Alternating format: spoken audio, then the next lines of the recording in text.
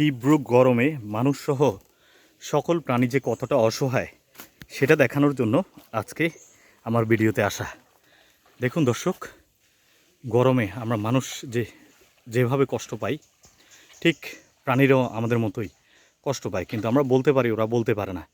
দেখুন এই অবলা জীব, সে কীভাবে পানিতে সাঁতার কাটছে এবং এই গরম থেকে রক্ষা পাওয়ার চেষ্টা করছে।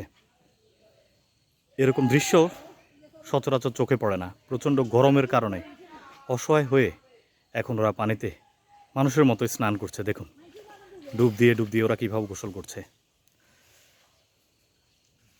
দেখুন দর্শক, প্রচণ্ড গরমে প্রাণীরা পর্যন্ত কী পরিমাণ কষ্ট পাচ্ছে।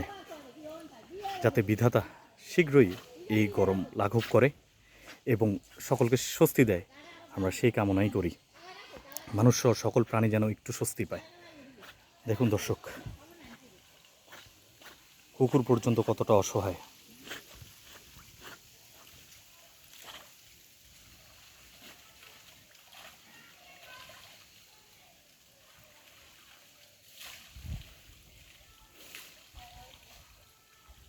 সে পানি থেকে এখনো পর্যন্ত উঠছে না, পানিতে বসে নিজেকে ঠান্ডা করার চেষ্টা করছে।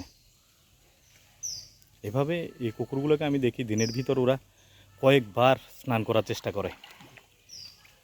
আমরা যেমন মানুষ নামলে উঠতে চাই না এই সময়ে পুকুরে, তেমনি ওরাও দেখুন সে আসছে, এসে আবার চলে যাচ্ছে। কারণ তার কাছে এখনও মনে হচ্ছে যে সে যে পরিমাণ গোসল করেছে তাতে যথেষ্ট পরিমাণে ঠান্ডা হয়নি। আবার সে দূরে পুকুর পাড়ে চলে গেছে। এ দৃশ্য আর কোথায় কে দেখছে আমি জানি না, তো এটা বিরল, আমার কাছে মনে হচ্ছে একদম বিরল ঘটনা। পুকুরে এইভাবে পানিতে সাঁতার কাটতে আমি এর আগে আর দেখি নাই। দেখুন কোথায় চলে গেছে, পুকুরের একদম ওই পাড়ে।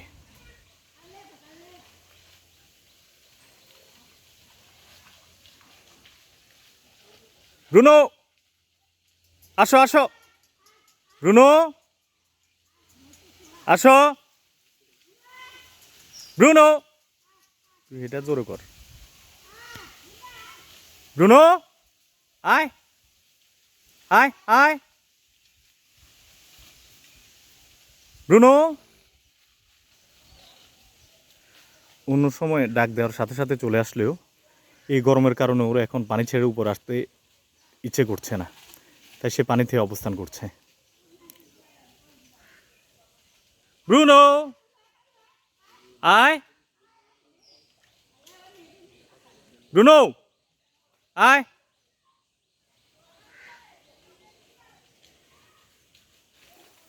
আয় আয়,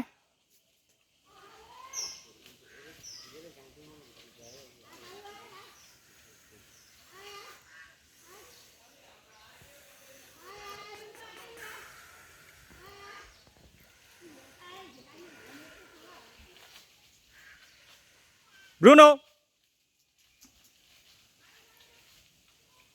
আয়। দেখুন সে আবার পানির ভিতর দিয়ে আসছে। আয় ব্রুনো আয়, আয়,